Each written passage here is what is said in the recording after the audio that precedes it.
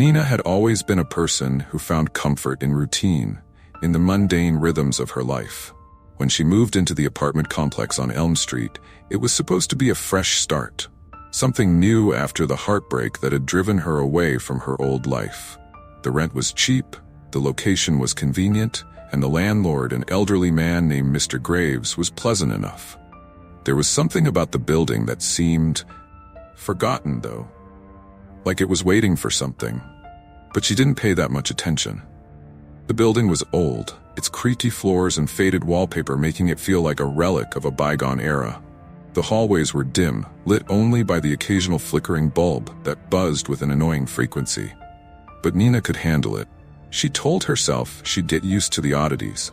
It was a place to sleep, after all. Just a place to sleep.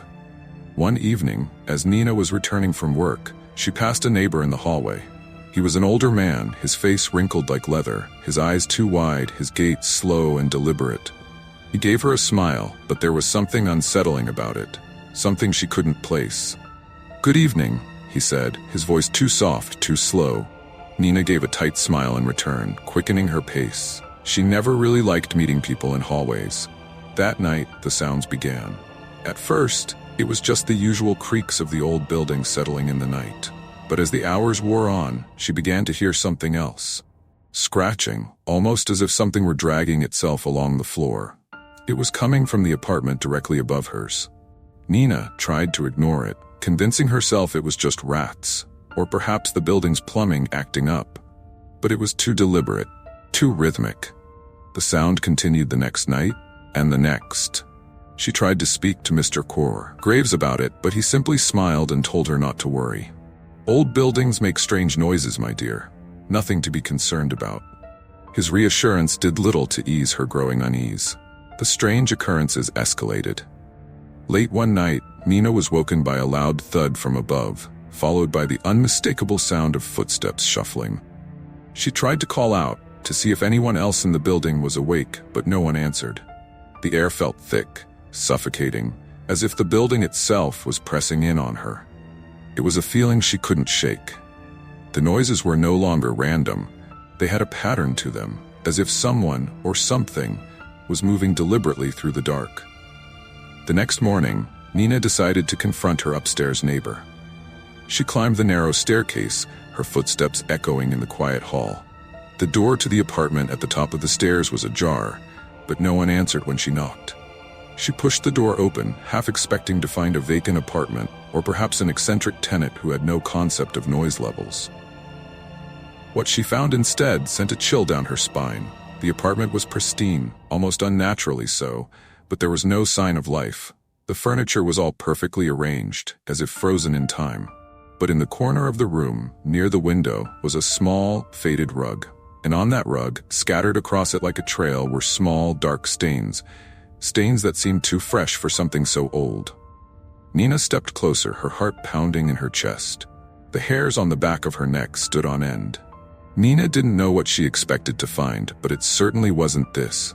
She stared at the dark stains, unable to make sense of them. They were too uniform, too deliberate. She felt a sudden, overwhelming urge to leave the apartment. But before she could turn away, something caught her eye. A small, leather-bound journal, wedged between the edge of the rug and the wall. It was old, its pages yellowed with age, but it looked out of place among the otherwise pristine surroundings. Curiosity gnawed at her. Despite the unsettling atmosphere of the apartment, she bent down and picked up the journal. The cover was cracked, and as she opened it, the faint scent of mildew hit her nose. The handwriting inside was neat, but shaky, as if written by someone with unsteady hands. It was dated several years ago, but the entries were disturbingly coherent, describing things that made Nina's skin crawl. The writer spoke of hearing strange noises at night. Scratching, dragging, shuffling, the same noises that Nina had heard. And then there were the entries about Mr. Graves. According to the journal, the elderly landlord had been watching the writer, even when they thought they were alone. The entries became increasingly erratic as the writer detailed how they had begun to see a shadowy figure moving in the hallways, always just out of sight, always lurking. The last entry was a single sentence. "He's coming for me. I don't think I can leave." Nina's heart raced as she closed the journal. She felt an overwhelming sense of dread settle over her, like a weight she couldn't shake off. Was the previous tenant driven mad by whatever was haunting this place? She had to get out, but something, some impulse, held her in place, unable to move. She heard it then, the faintest whisper, like a soft hiss behind her. She spun around, but the apartment was empty. There was no one there. She backed away slowly, her breath coming faster, her skin prickling. She couldn't stay here. The apartment, the building, it was all wrong. But when she reached the door, she froze. Standing in the hallway just outside the apartment was Mr. Graves. His eyes were wide, his smile thin and forced, as if he had been expecting her. "I was wondering when you'd come by," he said, his voice eerily calm. Nina's mouth went dry. I didn't mean to intrude," she stammered, trying to regain some semblance of composure. "I was just curious." Mr. Graves interrupted, his eyes narrowing slightly. "It's natural to be curious. Everyone who moves in here feels it, the pull, the way it calls to you." He stepped closer, and Nina could see the faint sheen of sweat on his forehead. "But some things are better left unexplored, my dear. Some things are meant to stay hidden." Nina felt a cold chill run down her spine. She knew she had to leave, but her feet felt rooted to the floor as if the apartment itself had taken hold of her. Mr. Graves continued to stare at her, his expression unreadable, his eyes gleaming with something dark behind them. "Don't worry, Nina," he said in a low, almost soothing voice. "You'll get used to the noises. Everyone does. In time, you'll realize there's no escaping it." She backed away from him, still unable to take her eyes off him. When she turned to leave, she felt an odd pressure in the air, like the building itself was holding its breath, waiting for her to make a move. She didn't speak to Mr. Graves again after that. She avoided him whenever she saw him in the hallways, and she tried to keep to herself. But the sounds persisted. The scratching, the dragging, the feeling of being watched, even when she was alone. It wasn't long before Nina began to feel it. Something was wrong with her mind. She had trouble distinguishing between what was real and what was not. Was she losing her grip on reality, or was something else at play here? Late one evening, after yet another restless night of listening to the noises above her, Nina finally snapped. She couldn't take it anymore. She needed answers, and she wasn't going to wait for them to find her. She went down to the building's basement, where the old furnace and utility rooms were. She had never been down there before, but she knew instinctively that the answer she sought might be hidden there. The basement was colder than the rest of the building, the air thick with the smell of damp stone and rusted pipes. As she moved deeper into the darkness, she felt as though the walls were closing in on her, the weight of the building pressing down on her chest. At the far end of the basement was a door, old and worn, but it wasn't marked with any name or number. It stood out among the other mundane, unremarkable doors. Nina approached it cautiously, her heart thudding in her ears. Before she could reach the door, she heard something behind her, a low, guttural sound, almost like a growl. She whirled around, but the basement was empty. No one was there. But the feeling of being watched, of being hunted, washed over her like a wave. She wasn't alone, not anymore. Nina's pulse raced as she stared at the door in front of her. The growling sound had ceased, leaving an oppressive silence in its wake. She felt the air grow colder, the temperature dropping as if something or someone was drawing the warmth from the space. Her breath came out in visible puffs, but her feet refused to move. It was as if the basement itself was holding her in place. Her mind screamed at her to leave, but she couldn't. She needed to know what lay behind that door. She had been here long enough to realize that whatever was haunting this building wouldn't let her go until she uncovered its secrets. She reached for the doorknob, her fingers trembling. The knob was ice-cold to the touch, sending a shock of fear straight to her core. With a deep breath, Nina turned the handle. The door creaked open, revealing a narrow, stone-walled corridor that led further into the bowels of the building. The air smelled of decay, like the earth itself had been sealed away for decades. She stepped forward, her footsteps echoing loudly in the empty space. It was so dark here, so suffocatingly still, that Nina's eyes began to play tricks on her. Shadows seemed to shift just out of view, and strange high-pitched noises echoed faintly, like whispers from the walls. The corridor stretched on longer than she expected, and with each step the sense of dread grew heavier. There was something unsettling about this part of the building. The walls felt too close, as if they were pressing in on her. She glanced over her shoulder, half expecting to see Mr. Graves standing behind her, his twisted smile waiting in the shadows. But no one was there. Just the deep, impenetrable blackness that stretched out in front of her. After what felt like an eternity, Nina reached the end of the corridor. There, nestled against the stone, was another door, this one even older than the last. It looked as if it hadn't been opened in years, its wood warped and cracked with age. Her hand hovered over the handle, and for a brief moment, she considered turning back. But the curiosity gnawed at her. Whatever lay behind this door was the key to everything that had been happening in the building.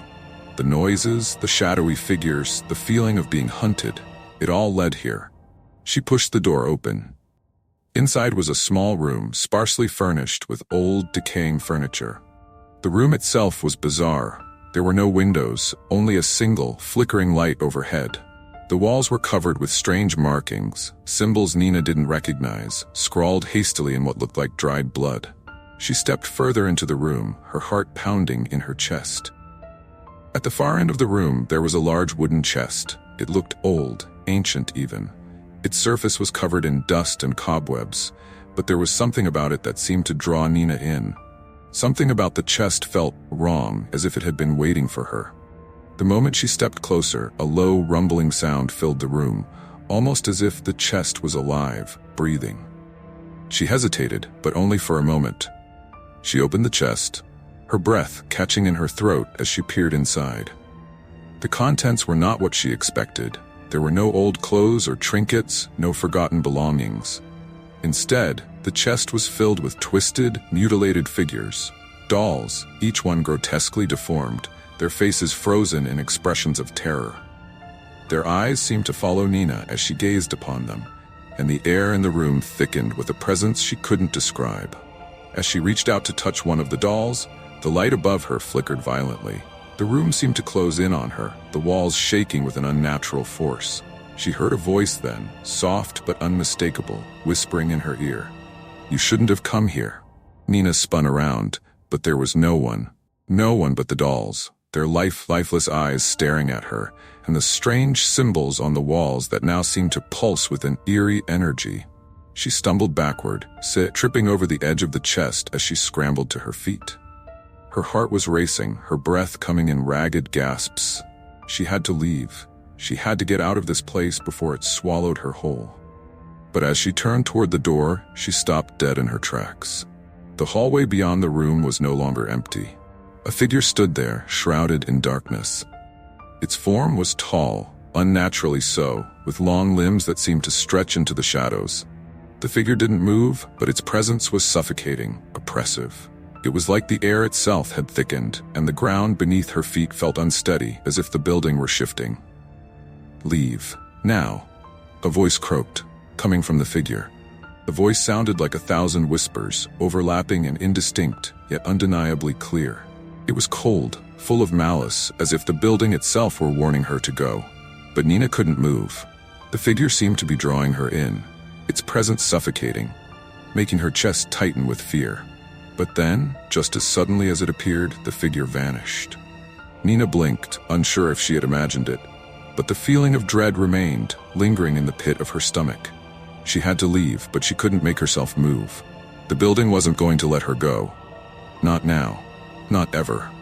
She turned toward the chest again, her mind racing with possibilities. What was this place? What had happened to the tenants who came before her? And most importantly, what was Mr. Graves hiding? There were no easy answers, only the crushing certainty that she was trapped here, just like the others. No one ever left.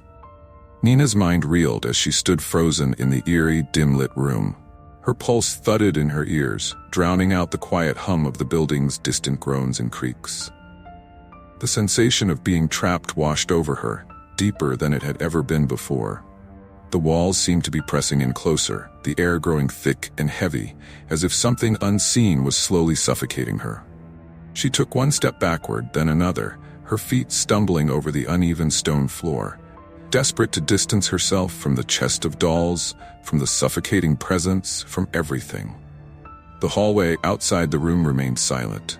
The strange figure, the towering shadow that had stood at the door, was gone, but the sense of being watched never left her. It was as if the building itself had become sentient, aware of her every movement, every breath. Nina's instincts screamed at her to run, but her legs felt like lead.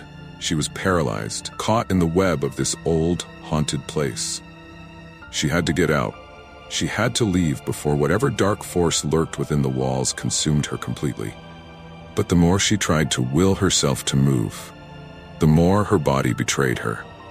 Each step she attempted was a struggle against the weight of the air, against the invisible pressure that seemed to hold her in place. In a last-ditch effort, Nina turned back to the chest, her hands shaking as she reached for the lid again. She had to know. She had to understand what was happening. Maybe, just maybe, the answers were hidden there, among the twisted dolls. She pried the lid open with trembling hands, and this time, the air around her seemed to darken even further. Inside the chest, the dolls had shifted. They were no longer arranged neatly. They were tangled together in a chaotic heap, their faces contorted in expressions of agony. But something else had changed. A single faded piece of paper was now lying among them, half hidden beneath the pile. With a sense of urgency, Nina grabbed it, her fingers brushing against the cold, lifeless faces of the dolls as she pulled the paper free. The paper was brittle, its edges curled with age. As Nina unrolled it, her stomach twisted. It was a photograph, a black and white image of the apartment building taken years ago. In the foreground, a family stood, father, mother, and 2 children, smiling, their faces full of life. But in the background, a shadow stood at the top of the stairs. The figure was indistinct, its features blurred, but Nina could make out its outline, tall, with long limbs that seemed to stretch unnaturally. It was the same figure she had seen in the hallway, her breath caught in her throat. This was no coincidence. The figure had been here long before her, and it was still here. The realization hit her like a physical blow. She was not just a tenant in this building, she was part of its story, part of its unbroken cycle of terror. Every tenant before her had seen the same things, heard the same sounds, felt the same suffocating presence, and every one of them had been swallowed by the building in the end. The photograph fell from Nina's hands, fluttering to the ground as her eyes scanned the walls of the room, now pulsating with dark energy.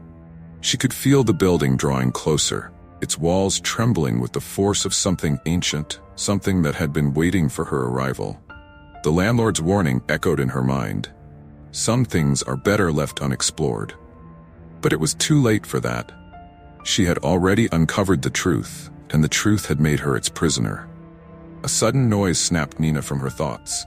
It was the sound of footsteps, slow and deliberate, coming from the hallway behind her. She turned, but no one was there. She blinked, and the shadows seemed to flicker and writhe, as if the very darkness of the hallway was alive. She heard the whisper again, louder this time. "Come, home." Her body froze. The voice was so close now, its breath warm against her ear. She wanted to scream, but the words caught in her throat. The walls of the building seemed to close in on her, the air thick with an oppressive force pushing against her from all sides.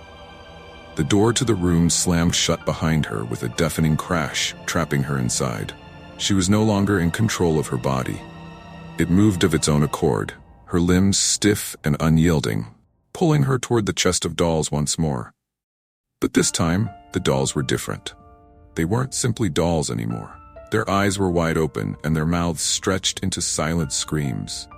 Their limbs twitched and their heads jerked from side to side as if they were alive, watching her, waiting for her to join them. She screamed, but the sound was swallowed by the darkness. As she reached the chest, the temperature dropped sharply, the chill cutting through her like a knife. She could feel the presence closing in, surrounding her, suffocating her. The room had transformed into a nightmarish version of itself, its walls bleeding shadows, its air thick with a tangible, suffocating malevolence. She could hear the voices now, hundreds of them, whispering in unison. "Join us. Stay forever." Nina's legs gave way beneath her, her body collapsing onto the floor. She tried to scream again, but the words wouldn't form. She was losing herself, slipping further into the abyss that had claimed so many before her. The building was no longer just a structure. It was alive, feeding on her fear, drawing her into its depths. With her last ounce of strength, Nina forced herself to look around one final time. The walls were closing in, the ceiling dropping lower with every passing second. And then, in the distance, she saw something. A shadow. No, a figure, standing at the far end of the room. It was Mr. Graves, his face twisted into a grotesque grin, his eyes gleaming with an otherworldly hunger. "You're just like the others," he whispered, his voice echoing in the suffocating silence. "You'll never leave." And as the darkness consumed her, Nina understood. She had never truly left. She had simply become another part of the building's twisted legacy, another shadow in the endless cycle of torment. The apartment complex at the end of Elm Street would continue to call to others, each new tenant walking blindly into its waiting embrace, and the building would never let them go.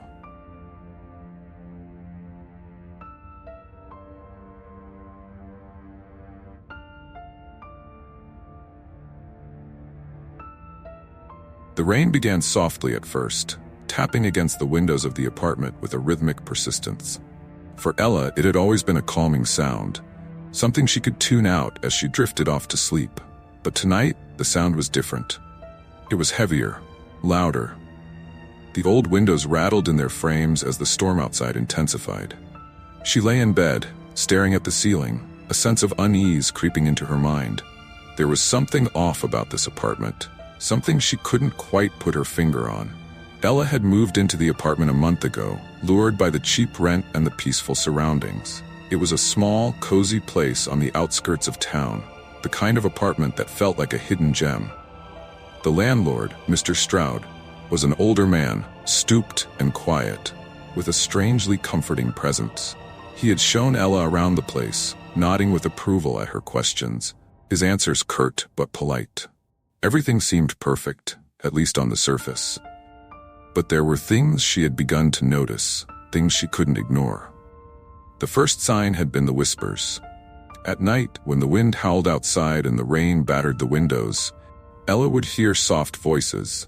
At first she assumed it was just the house settling, the creaks of an old building. But over time, the voices seemed to grow clearer, as if they were speaking directly to her.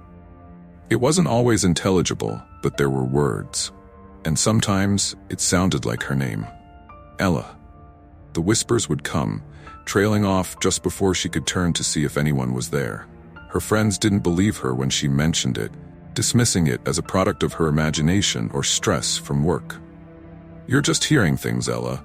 You've been working too hard," her best friend Sarah had said over the phone one night.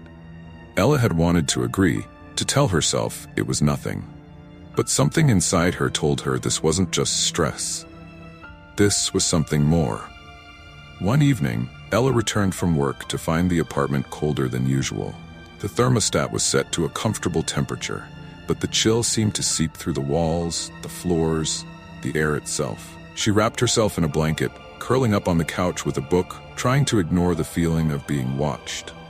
The hairs on the back of her neck prickled, and she couldn't shake the sensation that someone or something was lurking in the shadows, waiting. As the days passed, the strange occurrences began to escalate. One morning, Ella found the kitchen light on, flickering erratically, despite having turned it off the night before. The cabinet doors would sometimes be ajar when she knew she had closed them. And there was the persistent feeling that someone was walking around the apartment when she wasn't there. Footsteps echoing in the hall when she was alone in the living room. She had checked the locks, made sure no one could get in. But still, the sounds continued. The worst night came a week ago.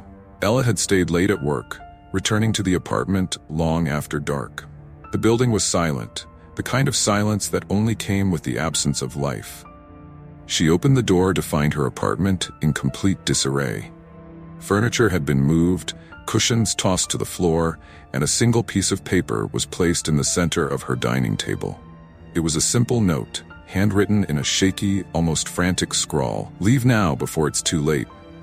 Ella had frozen, staring at the note for what felt like an eternity. Her heart pounded in her chest, and for the first time since moving in, she felt truly terrified. Something was wrong with this place. Something was watching her. She needed answers. Ella sat on the edge of the couch, the note still clutched tightly in her hand. Her breath came in shallow gasps as she looked around the room, as if expecting someone to jump out from the shadows. The apartment, once so quaint and cozy, now felt like a prison.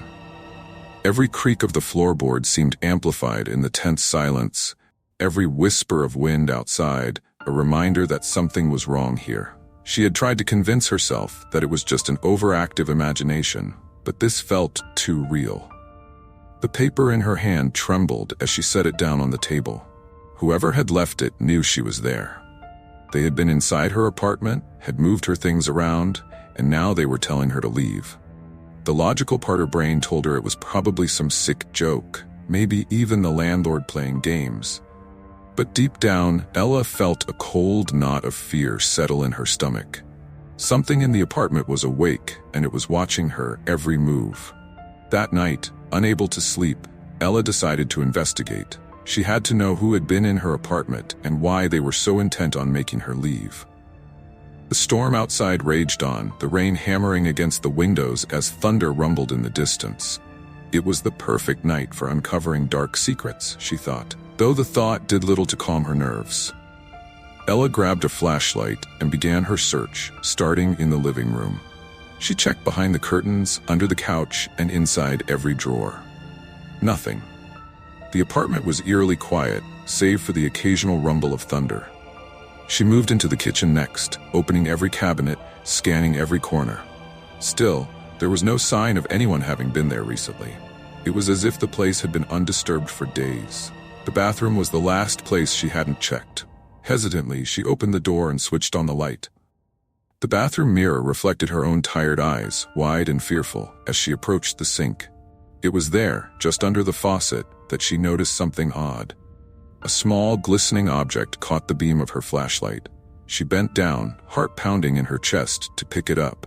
It was a key, old, rusted, and unfamiliar. Her breath caught in her throat. This wasn't a key to her apartment, or any place she recognized. Ella stared at the key for a long moment, her mind racing. Who could it belong to? Was it left by the person who had been moving around her apartment? She couldn't shake the feeling that it was important, that it held the key to whatever was happening. The realization hit her then. She had to find where this key fit. Suddenly, a loud bang echoed through the apartment, making her jump. The sound came from the hallway. Ella froze, the key slipping from her grasp and clattering to the floor. The silence that followed was suffocating. Her breath caught in her throat as she stood, paralyzed by fear. Someone or something was in her apartment. She wasn't alone. A low creaking sound followed, as if the floorboards were being slowly, deliberately pressed down under the weight of a heavy foot. Ella slowly backed toward the front door, her hand fumbling for the handle, but it wouldn't budge. Panic surged through her chest as she realized she was trapped. The air seemed to grow thicker, the temperature dropping rapidly, her breath visible in the dim light. Then she heard it again, whispers. Only this time, they weren't just whispers. They were voices, distorted and frantic, speaking in a language she didn't understand. Her eyes darted around the room, but she couldn't tell where they were coming from. The whispers grew louder, more urgent, and then she heard something that made her blood run cold. Ella, leave now, before it's too late. The whispers echoed in Ella's mind, reverberating through her skull like an electric pulse. Her heart raced, each beat thumping in her chest as she struggled to make sense of what was happening. Her body was frozen, her feet seemingly glued to the spot as the whispers intensified. The air around her felt thick, heavy, as though the very walls of the apartment were closing in. Panic gripped her throat, and, for a moment, she thought she might suffocate under the weight of the terror that consumed her. She had to get out. The thought was a desperate whisper in her mind, and it drove her into action. With trembling hands, she tried the front door again, but it was still locked. The key she had found earlier, she hadn't even noticed when she dropped it, was lying on the floor next to her, its rusted surface catching the flickering light from the hallway lamp. She snatched it up, holding it with a vice-like grip, desperate for it to fit something, anything, that might offer her a way out. Her eyes darted to the small closet by the entrance. The door was cracked open, an almost imperceptible gap between the frame and the door itself. Ella's gut twisted, but something told her the key belonged there. She swallowed hard. Every step toward the closet, a battle against her own fear. Her hand trembled as she turned the key in the lock. The sound of the metal grinding against the old mechanism sending a chill down her spine. The closet door swung open, revealing nothing but a dark, musty space. But there was something strange about it, something she hadn't noticed before. The back wall of the closet was different from the rest of the apartment, the surface rougher, older, like it didn't belong.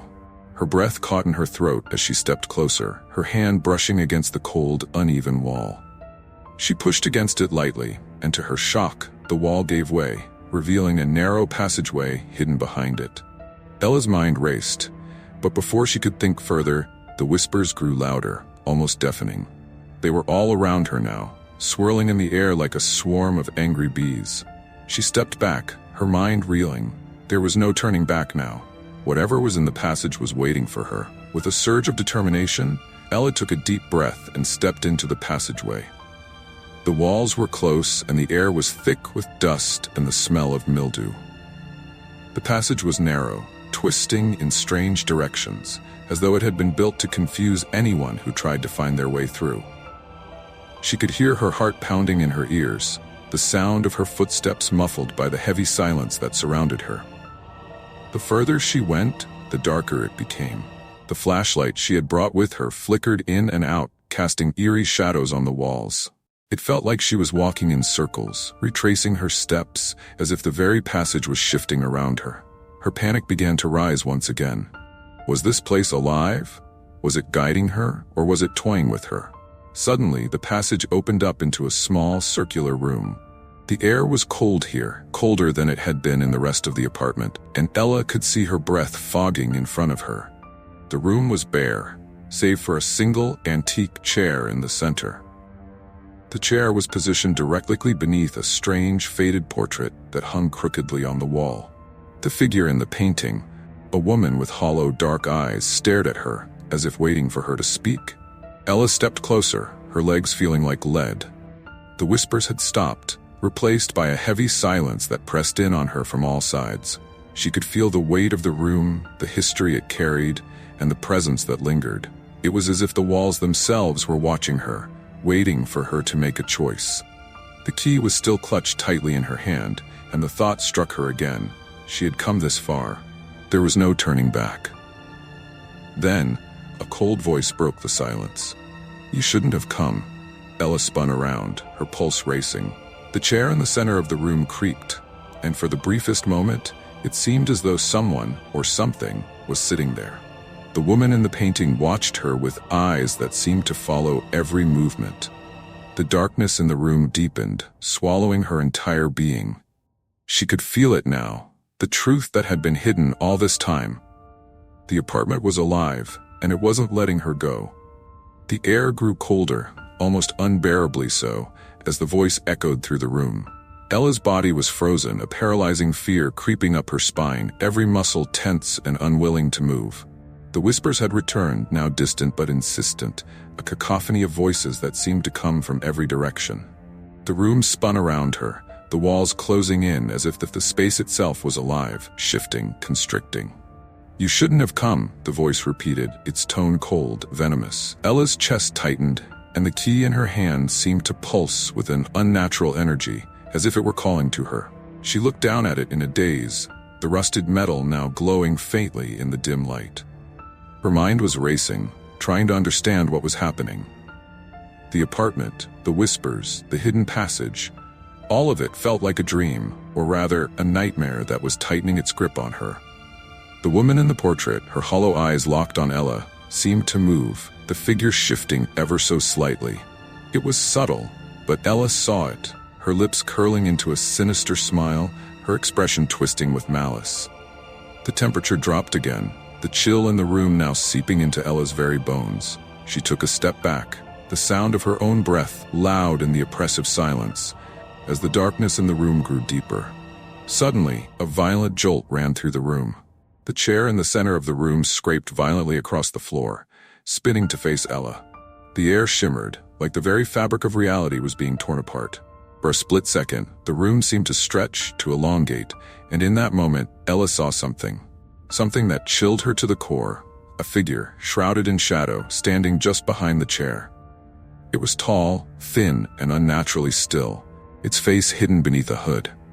Ella's heart skipped a beat. The figure raised one long, bony finger pointing directly at her. The whispers returned, now deafening, swirling in a frenzy around her head. The figure's voice was a low, guttural growl, barely audible over the cacophony. Leave, or become part of the story. Ella's breath hitched in her throat, the words echoing in her mind. She knew now, this apartment wasn't just haunted. It was a trap, a place where something dark and ancient waited for the next person to enter, to fall into its grasp. The portrait, the figure, the whispers, they weren't random. They were part of the cycle, a curse that had been passed from tenant to tenant. And now, it was her turn.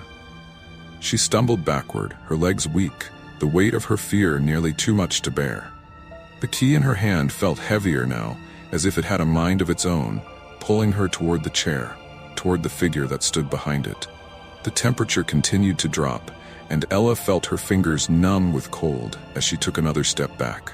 She needed to leave, but every instinct told her she couldn't escape. The apartment was a labyrinth, and she had already wandered too deep. Her thoughts flashed to Mr. Stroud, the landlord who had shown her the apartment. The kindly old man who had insisted it was the perfect place to settle in. Was he part of this? Had he known what lay hidden behind the walls? Had he been watching her all along? The realization hit her with the force of a punch. He wasn't the only one who had lived here. There had been others before her.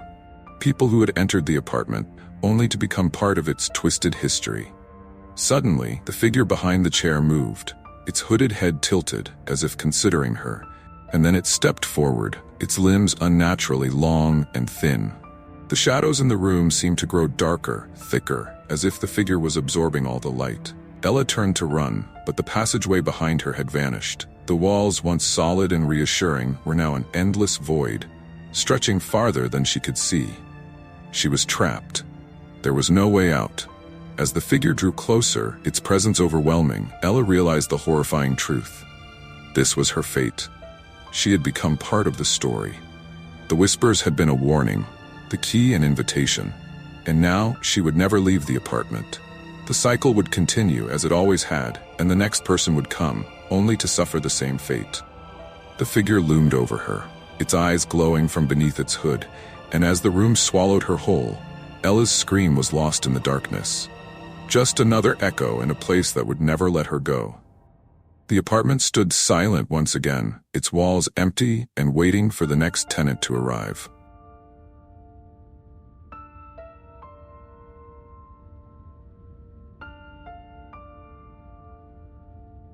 Mira had always been the practical sort.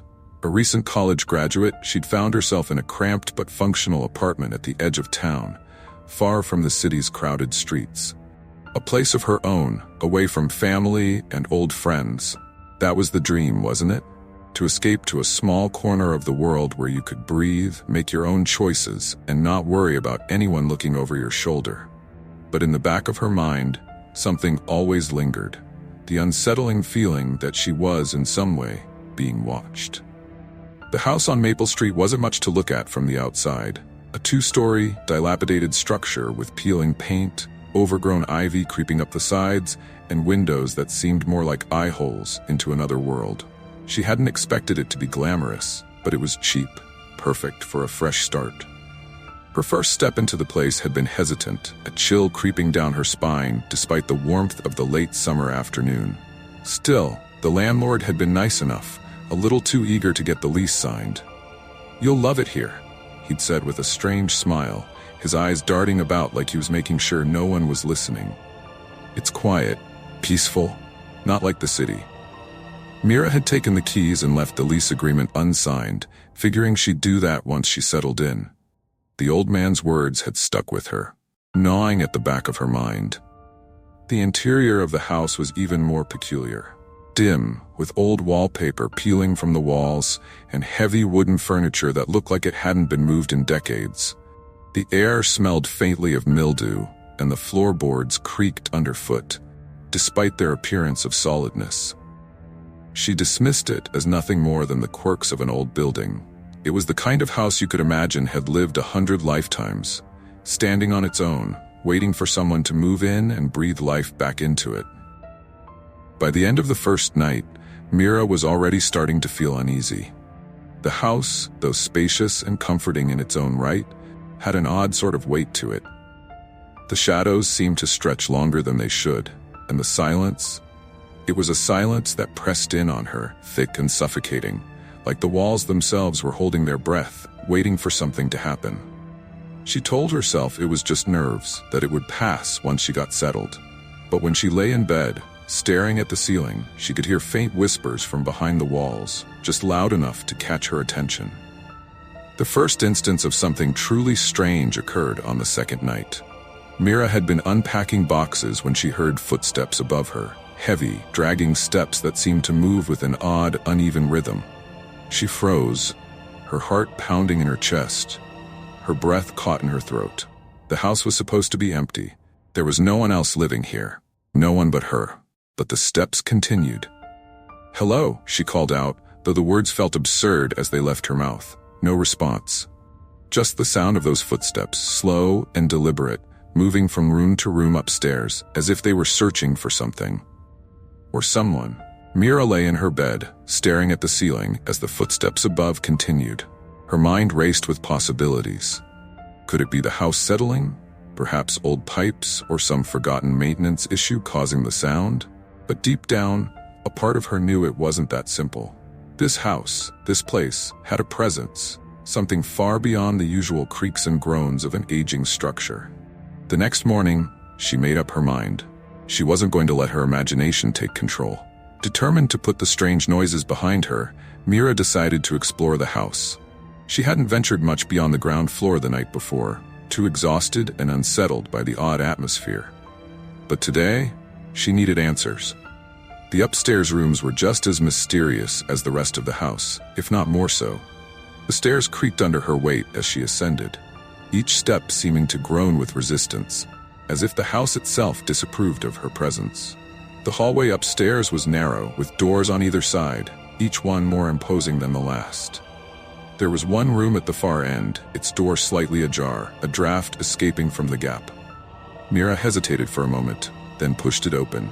Inside, the room was dim, lit only by a thin stream of daylight coming through a cracked window. Dust hung thick in the air, and the floor was littered with old furniture covered in sheets, like forgotten memories. But there was something else, something she hadn't expected. The wallpaper on the far wall was torn, revealing something underneath it, something that seemed wrong. A dark stain, almost like dried blood, marred the surface beneath the torn paper. Mira's stomach twisted as she stepped closer, running her fingers over the stain. It felt cold and sticky, and when she peeled back more of the wallpaper, the smell hit her. Foul. Rotting. Ugh, she whispered, recoiling from the sight. Her mind raced, but she couldn't make sense of it. There had to be an explanation. Maybe someone had spilled something. Maybe it was an old water stain. But why did it feel like it was watching her? She shook the thought away, steeling herself. She had to find out more about the house. She needed to know what she was dealing with. That night, the footsteps came again. But this time, they were different, faster, more erratic. As though something or someone was running around upstairs. Mira lay in her bed, heart pounding, frozen under the weight of the silence between the footsteps. The air was thick with anticipation, as if the house was holding its breath, waiting for her to do something, anything. The whispers came next, low and indistinct, coming from the walls again. This time, though, there was a new quality to them, a sense of urgency, a panic that mirrored her own growing sense of dread. "Leave," the voices hissed. "Get out." Mira's breath caught in her throat. Who or what was speaking to her? Was she truly hearing this, or was it just the stress playing tricks on her? She wasn't sure, but she knew one thing for certain. She couldn't ignore this any longer. Determined to find some answers, Mira decided to visit the landlord the next day. She hadn't spoken to him much since signing the lease, but she needed to understand what was going on with the house. The strange noises, the unsettling atmosphere, it was all too much. She couldn't live like this. Mira hadn't expected the landlord's house to be much different from the eerie old home she had rented. But when she arrived, there was something almost comforting about its appearance. It was small, neat, with a well-maintained garden and a crisp coat of paint. It looked lived in contrast to the emptiness she felt in the house on Maple Street. She knocked on the door, her heart racing. When the door opened, the landlord greeted her with a warm but slightly uneasy smile. "Ah, Mira," he said, his voice a bit too high-pitched. "What brings you by?" "I need to talk," Mira began, trying to steady her breath. "About the house. Something's not right. There are strange noises like footsteps," and she hesitated. "And I found something in one of the rooms. A stain, maybe blood. What is going on?" The landlord's face twitched at the mention of the stain. His eyes darted to the side as if he was searching for an answer in the air itself. "I don't know what you mean," he replied, his smile fading into something colder. "The house is just old, nothing more to it." Mira shook her head, frustration bubbling up. "You can't be serious. I heard footsteps last night, voices, and then," she paused, "there's that room. Something's wrong."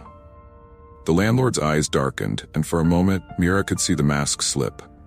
His posture straightened, and he took a step toward her, his voice lowering. "I don't know what you've heard or seen, but I'll tell you this much. There are things that the house keeps hidden, things it doesn't want you to know."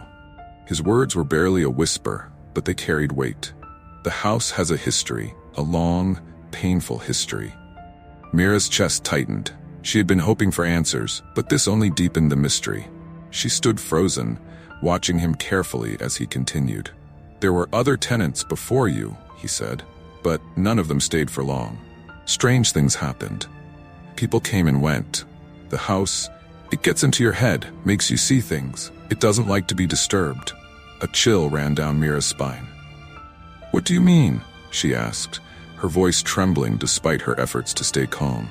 The landlord sighed, rubbing the back of his neck. "There's an old story. They say a woman died in that house a long time ago. Decades, maybe more. She was the last tenant before it was abandoned. They say she went mad, that the house drove her to it, that she was never really gone, that she still lingers." Mira's blood ran cold.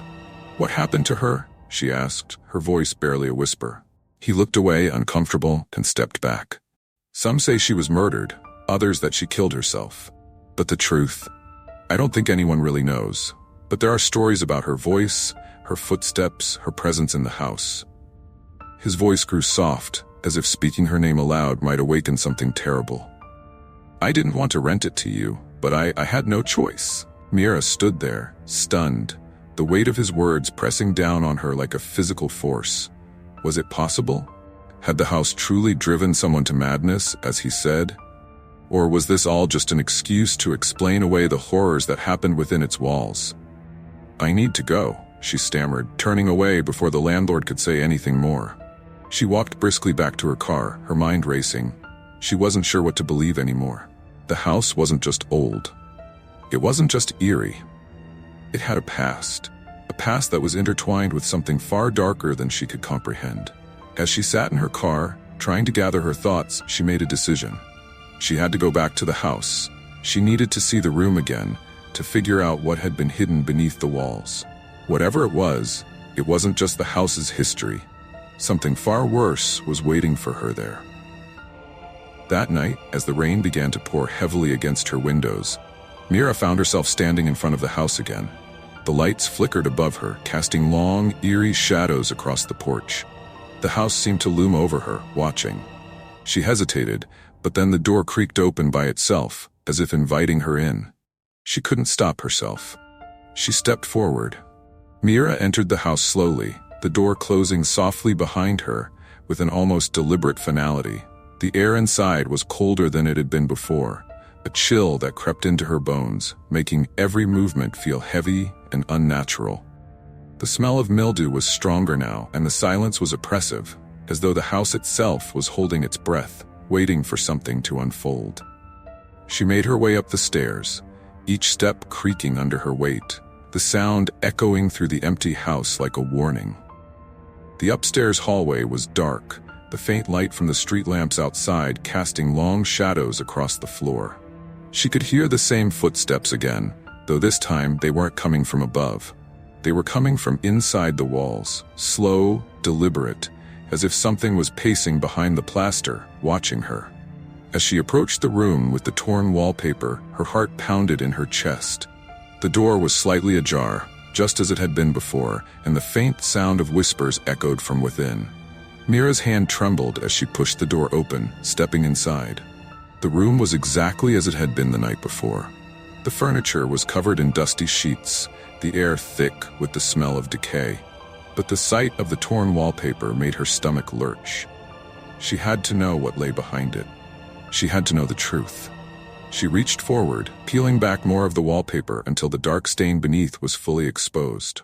What she saw made her gasp. Beneath the wallpaper, etched into the wood of the wall itself, were symbols. Strange, cryptic markings that seemed to pulse with an unnatural energy. They were ancient, carved deep into the wood, as if they had been there for centuries. Mira's mind raced as she tried to make sense of them, but nothing about these symbols seemed familiar. They were foreign, dark, and filled her with a sense of dread that threatened to consume her. She reached out to touch one of the symbols, her fingers trembling as they brushed against the cold, uneven surface. The moment her skin made contact, a sharp pain shot through her hand, as though something had reacted to her touch. She yanked her hand back, heart racing, as a voice, clear and distinct, whispered in her ear. "Leave. Now." Mira stumbled back, her breath shallow as she tried to process what was happening. The room seemed to grow colder, the shadows around her deepening, as if the house itself was drawing her in. The whispers grew louder, a chorus of voices now speaking in unison, their words unintelligible but filled with a growing urgency. "Leave. It's not too late. Leave." But it was too late. Mira had crossed a line that she couldn't uncross. The house had already claimed her, that its grip tightening around her like a vice. She could feel the presence of something or someone behind her, watching her every move. The footsteps from the walls had grown louder, and now they were all around her, as if the house itself was closing in. With a scream, she turned to run, but as she reached the door, something slammed it shut in front of her. The room seemed to warp around her, the walls stretching and bending as if they were alive, as though the house itself was twisting to keep her inside. She slammed her hands against the door, desperately trying to escape, but it wouldn't budge. And then, just as suddenly as it had started, the room fell silent. Mira stood there, trembling, unsure of what had just happened. The air had grown thick with an oppressive stillness, as though the house was waiting for her to make the next move. She wasn't sure if the house had released its grip on her, or if it was simply toying with her. But one thing was certain, she could never leave this place. Not alive. In the distance, she heard the faintest sound of footsteps, slow, dragging steps getting closer. The whispers returned, their voices soft and insistent. "Stay." And Mira realized with a sickening certainty that she was never meant to leave. She had become just another part of the house, a new tenant to join the others who had disappeared before her. The house on Maple Street had been waiting for her all along.